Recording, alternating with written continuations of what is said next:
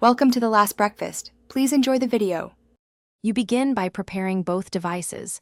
Charge the Keqiwear watch to at least 50% and power it on because low battery can block pairing. On your phone, turn on Bluetooth and location services. The app needs both to discover devices. Open the Keqiwear app and create or sign into your account. Once done, follow the app's initial prompts and choose Add Device.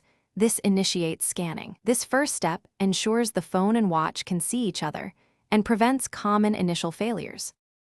After the app scans, select your Keqiwear model from the list. This tells the app which firmware and features to configure. You will see a pairing code or confirmation prompt on both devices.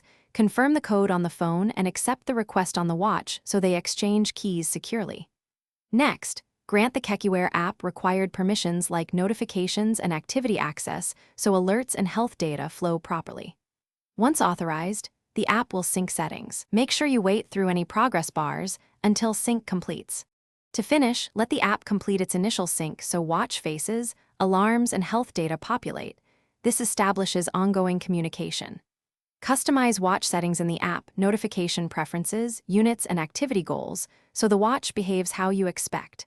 Verify incoming calls and step counts appear correctly. If they do, you're done.